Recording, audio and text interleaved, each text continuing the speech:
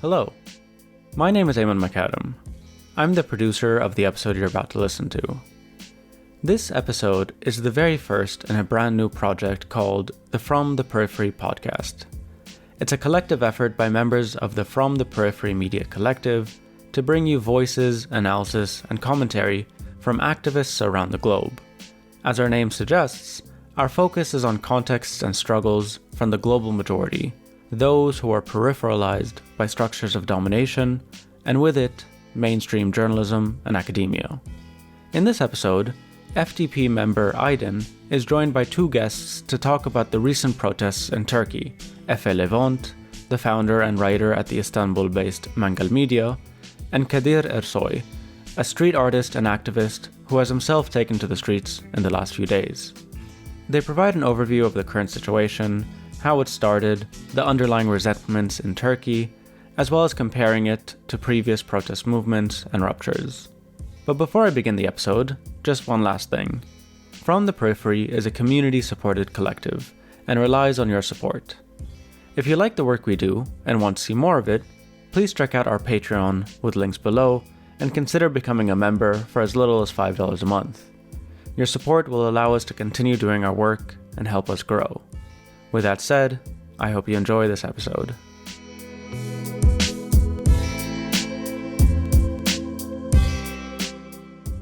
All right. Hi, folks. Welcome to our first episode of the From the Periphery podcast. We are here today with a couple of guests calling in from Turkey to talk about the current situation, the protests that have been happening over the past week and a half, the political context for why that's been happening, and to get more on-the-ground stories about what's actually going on the streets. As we've seen, the media coverage has been limited. So if you two could just introduce yourself, maybe we'll start with Efe and then go to Kadir. Sure, I'm Ekrem İmamoğlu, and I'm the founder of a media collective called Mangal Media. We've been active since 2016, kind of like focusing on artists and writers from the periphery.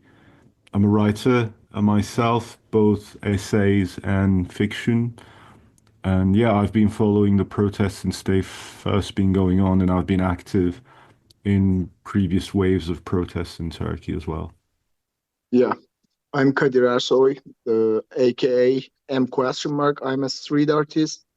That's why I'm on the streets as a lifestyle. And yeah, since the beginning of my teenage time, I'm on the streets and for protests and to understand the culture of the streets and being against the system and that kind of things. That's why today also I'm going to protest to understand what's going on and why people are on the streets. And yeah. Great. Thanks for joining us, both of you.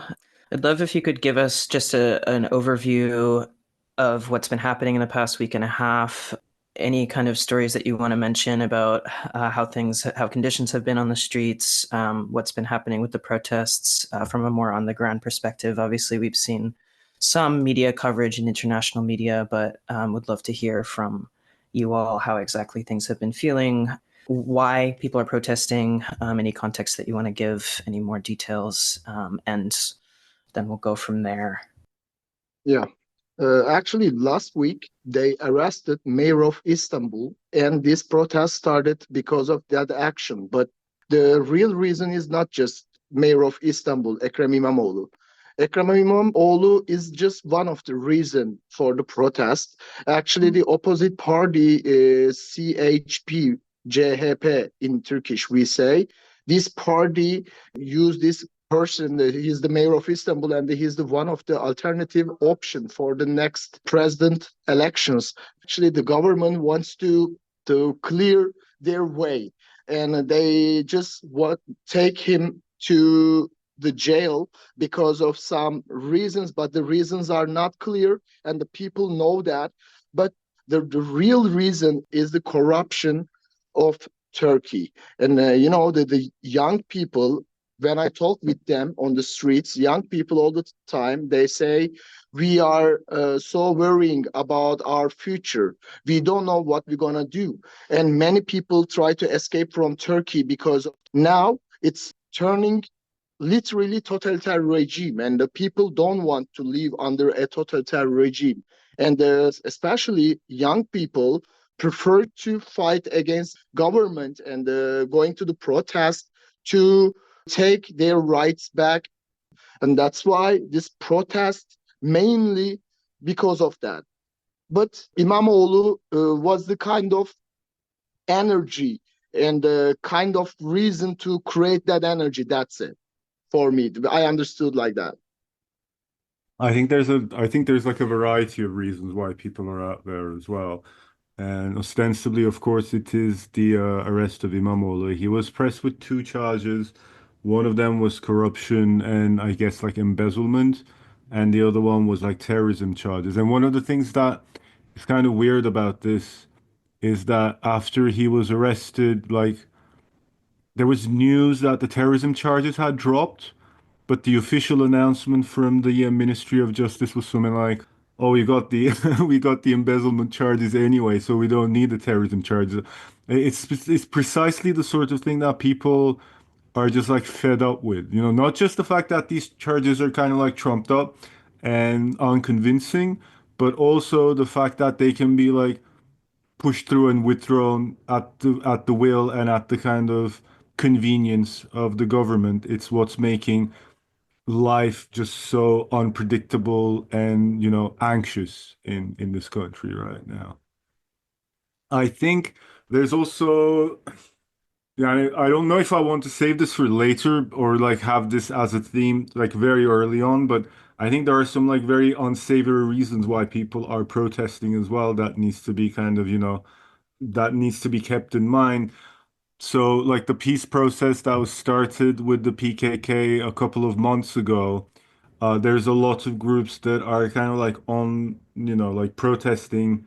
Now, it's not all of them organized, of course, as kind of like most mass movements in the 21st century have been, you know, like people are not kind of like drawn out by their political parties and organizations, but like, so there's been quite a number of people who are, you know, purely out there to protest against the peace process that's been going on as well. And it's something that I am really nervous about, but I'm kind of also hesitant about demoralizing other people from joining in to and by creating the impression that, you know, these protests, that's what they're about. But it's also something that needs to be remembered and kind of like counteracted on the ground. I was just going to ask another question about sort of the more specific dynamics within the protest movements currently, especially because JHP, the opposition party, has, it seems, been calling a lot of these protests or sort of coming in with a lot of messaging around encouraging people to be on the streets. And then there's a lot happening amongst students. And then this other sort of dynamic that you just named, Efe. I'm wondering if you could give us a little bit more information or details or specifics about what the dynamics are between those different kind of groups of people, their interests, how they're negotiating, being in the same space together. Are they in the same space together? What does that look like for you all? Are there certain kind of demands that are being brought forward more than others? And yeah, how has that been going? Actually, the CHP tried to show it like this protest for İmamoğlu, and they try to dominate in this way. And their protests are like about their supporters, and they say, yes, this is for democracy, and they arrested our mayor of Istanbul, our politician, and we need your help, come to help us. And they are talking about that. But the students say, yes, İmamoğlu is a reason, but not just one reason. We are here for our freedoms. We are here for our rights. And they are always on the protest also. They try to stop some politicians' voices to talk about their rights. And it's look like together, but also it's separated in the mindsets and in the perspective also, because students, as I said, they lost so many things in their lives. They lost their freedom, they lost their opportunities, benefits, being young, you know. and they cannot live as a young people. They cannot live as a student because they cannot go to gigs. They cannot go to cafe or doing something else, because first problem is the economy, because these students don't have any money, and they cannot live as a normal condition.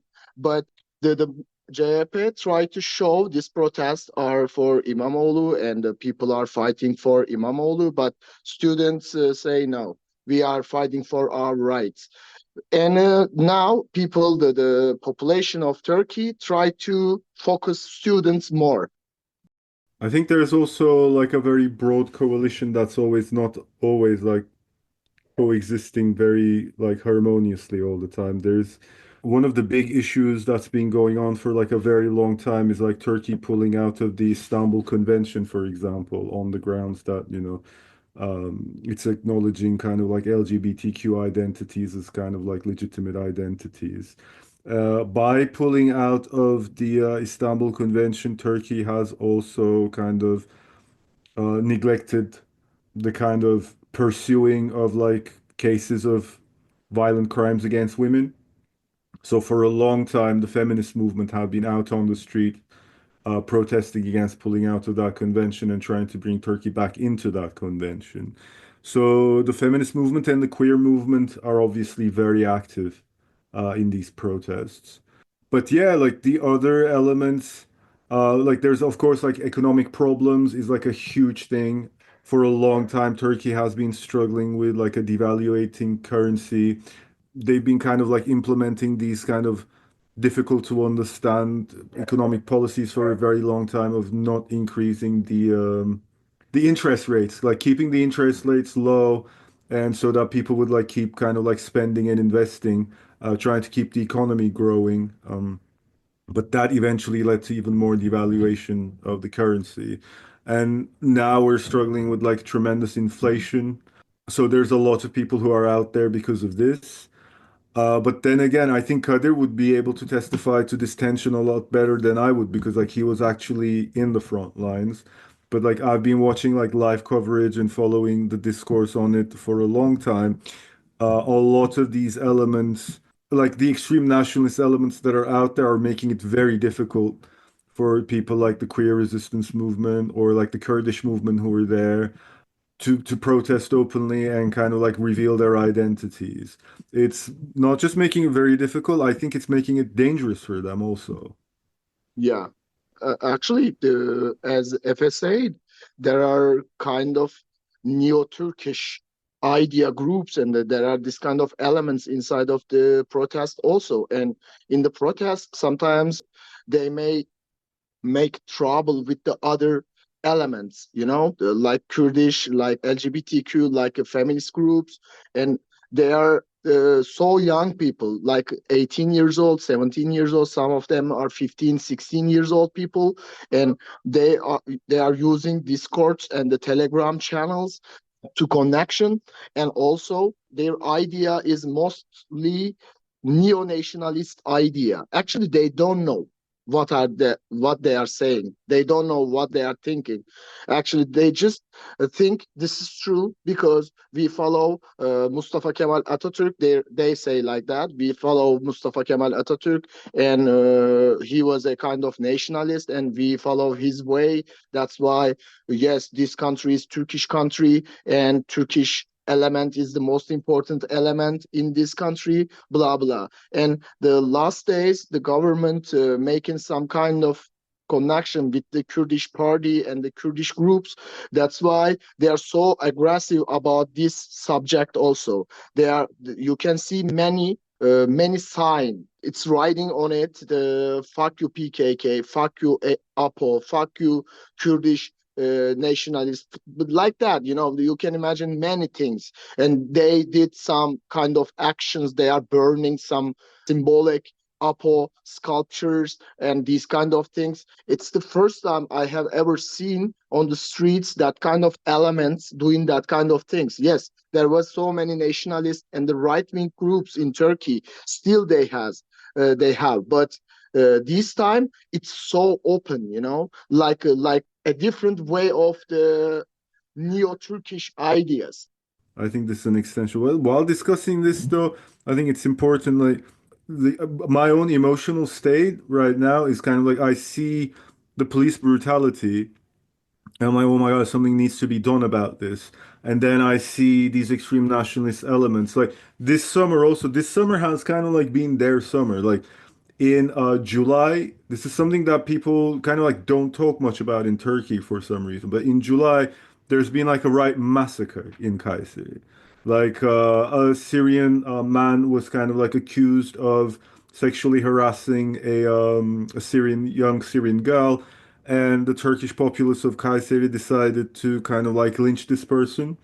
And they kind of like went all over Kayseri, like ransacking shops and kind of like kicking people off from their motorcycles and kind of like beating them up and lynching them. The leader of the party, who is kind of like inciting this movement, he has been in prison for about like 2 months now, a month or 2 months. Of course, the charges against them are also trumped up. I mean, the big problem here is that like there is a lot to charge him with, but he's charged with things kind of like insulting the president and or kind of like it doesn't the way that it's being done is hasty and unconvincing.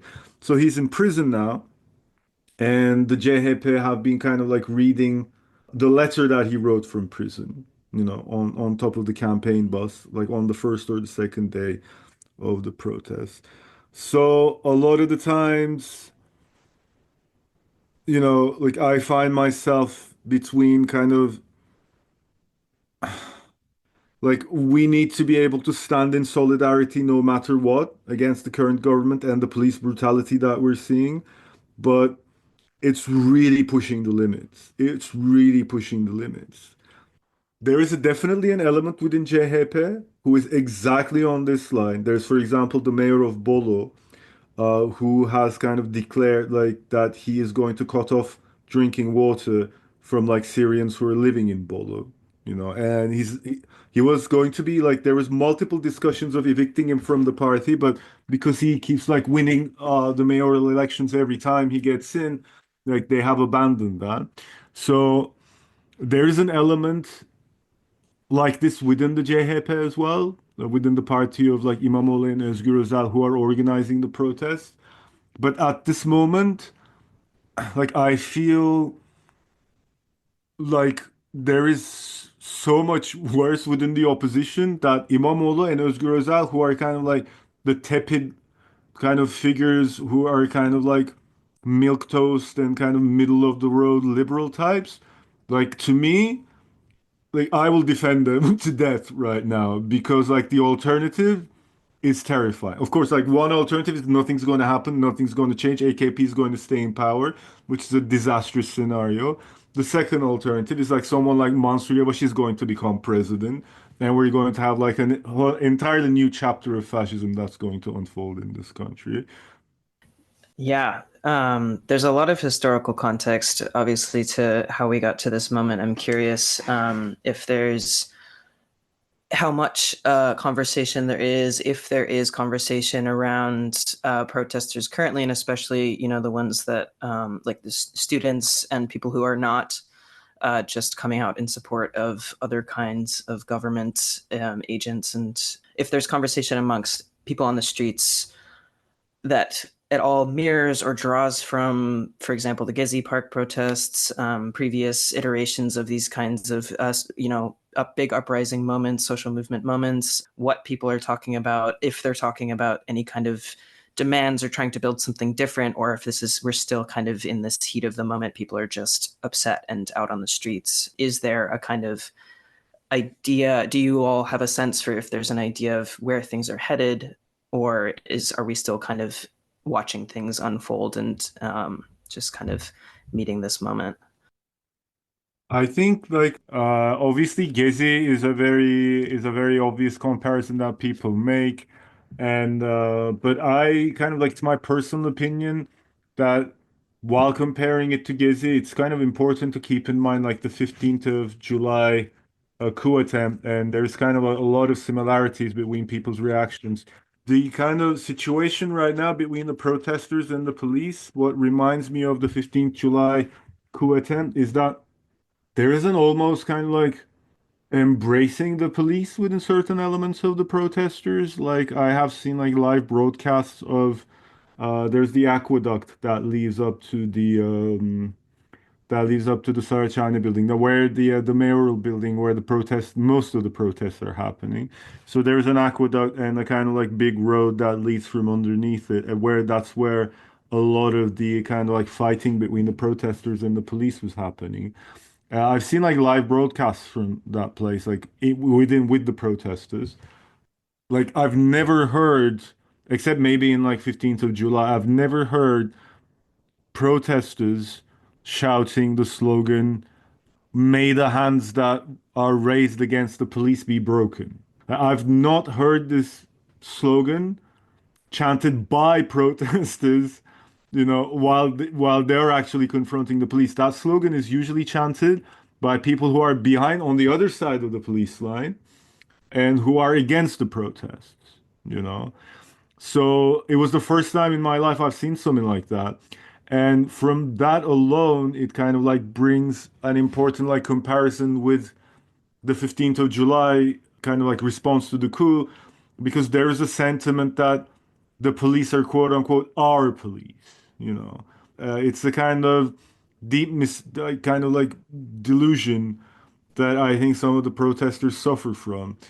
I guess it's both delusional and they kind of like if it's not delusional, that's even worse. If they're on the same side.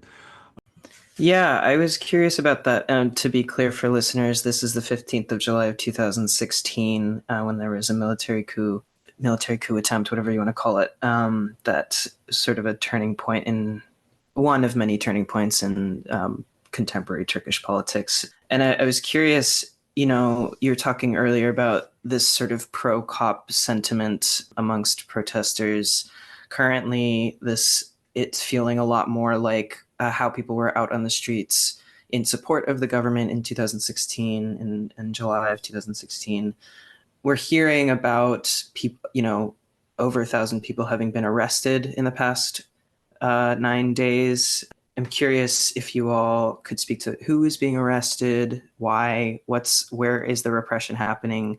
I think there might be some confusion around like, okay, well, if these people are supportive of the police or other government forces, why are they being thrown in jail? Is that just an excuse? Or is this moment just an excuse to arrest dissidents of various kinds? Yeah, and then, if we can tie that in also, I'm curious, you all mentioned anarchists, feminists, queer folks, like where are those folks in the scheme of people being out on the streets? Are they being vocal? Are they visible? Are they being respected at all? Or is this are they not quite so in the forefront as they might have been in other protest movements?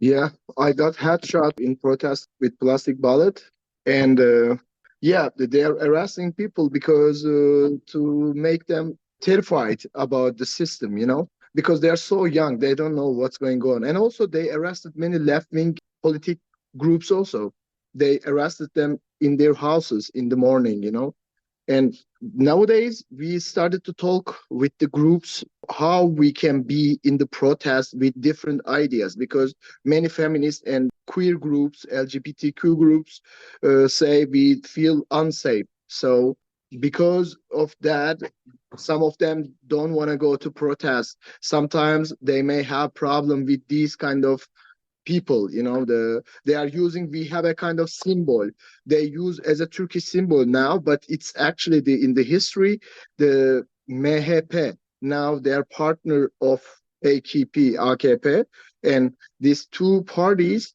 use this symbol since 1991. They actually brought it to Turkey from Azerbaijan.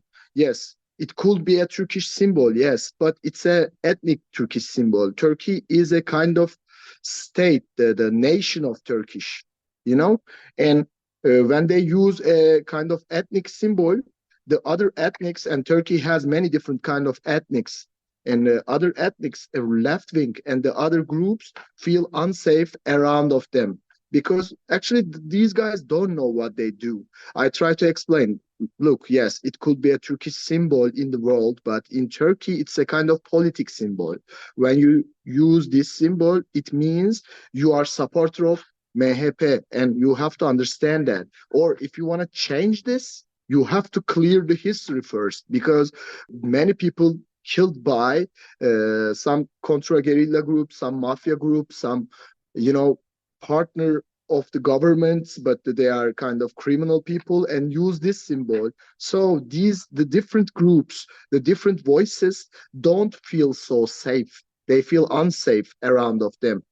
And day by day, if we cannot find a different way to express ourselves in the protest, probably many of different kind of groups stop to go to protest, and it will be kind of chauvinist show, and it will be good for the government. Another question that I had was just seeing the repression of journalists. You know, there's been a number of reports of a number of journalists being arrested. That's kind of reaching international media. I'm curious, how are people doing that kind of journalism and reporting about what's happening?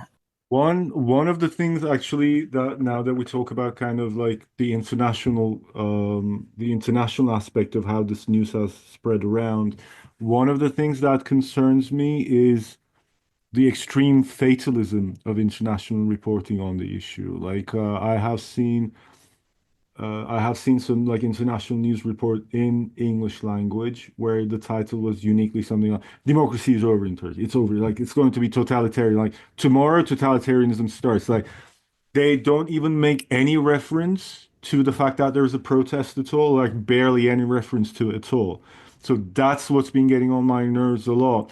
And a lot of these, it's kind of like old-fashioned US centrism as well. Like a lot of them kind of lead up to saying, oh, like the Trump government, they didn't say much about it. So like there's nothing that can be done about it at all. As if like the people who are actually living here have like zero like power agency or responsibility over what could be done. Like the entire fate of the world and our kind of like rights, our democracy, the way we settle our conflicts are entirely dependent on like Donald Trump and what he has to say. Of course, I mean, it is an important factor, it's undeniable. But like when the international press is only looking at it from like a fatalistic perspective, and the reason for that fatalistic perspective is the lack of US involvement, as if we have never witnessed the presence of US involvement and the way that it brings democracy to the rest of the world, as if we've not seen that unfold over the past, 50 decades, no, 5 decades. That's been getting on my nerves a lot. And more on the journalistic side also, for a long time, arresting photojournalists was not very common practice in Turkey. Like they would like arrest journalists. They would have like night raids into their houses and things like that. But arresting a photojournalist covering a story, oh, I've seen them get shot recently also. Like they would get shot. Arresting photojournalists, that's kind of really concerning too. Like arresting photojournalists had not, to my knowledge, I might be wrong in this, as best as my memory serves, it had not happened during Gezi protests, for example. So that's a different level of alarming that's going on there as well. Yeah, are there other are there places that you would recommend for us to follow what's been happening on the ground? Are there sources that we can be looking at for more accurate reporting on what's been happening there? As for English language, I don't know, man. When people usually ask me for like things to follow, like what's up in Syria, what's up in Israel, I usually recommend Fire these times. So I don't know. In English language, honestly, I haven't got a clue where you would be following. Like sources like Al Monitor are okay. DW Turkish, maybe you can find in English, DW Turkish, but there is nothing more. Most of them are main party groups. Actually, they are making the English contents. Oh, there is the Aposto English actually. That's an okay one. Also English, it could be nice, yeah. Aposto English is an okay one. Are there places that folks can follow you all? Is there any kind of like social media or organizations or websites Well, there's Mangal Media, of course, the site that I founded. I mean, we founded it on. It was actually in 2016. Like we were already working on founding it, and we had created this kind of like a manifesto to launch it. And then once the coup attempt happened, we just kind of like launched it. It's a platform that I have founded with a lot of like former revolutionaries who emigrated to Turkey from like Syria and Egypt and like later from Lebanon. And we had some friends from like Afghanistan and Iran and Pakistan, from that kind of like global south, I guess, which is kind of like become a terminology that I'm not entirely comfortable with anymore. But I guess periphery. So we try to take an angle that's going to like include the fact that they're kind of like, migrants living here. The fact that, the Arab Spring was not just a civil war, but a revolution. All these kinds of like angles are kind of like missing in a lot of like the leftist contexts that are not just in Turkey, but like globally. So we founded it as a challenge to kind of like ordinary, like liberal, progressive, or hardline leftist perspectives that are dominating the media space. So if you want to follow us, Mangal Media is our website. Yeah, I just use my Instagram to share my arts and what I see on the streets in the last time. Last time I don't focus art, more protest, but yeah, I have a Instagram page to share my art. Nothing more. I make fanzines to share my ideas and show what I'm thinking about the world. Awesome. We'll link to all of that in the show notes here, and we'll try to live up to your recommendations, Efe, for other people to come and listen to our work when they want to find out more. So hopefully we'll be able to do more updates on how things are going in Turkey as the situation develops. And I really appreciate you all coming on, giving us the rundown. I know this stuff is extremely complex, and especially, even for us as people who are paying attention to all of this, but especially for people who don't know. So thank you for giving all of this context and being generous with your time and energy here. We appreciate it. So long. Yeah, thanks for everything.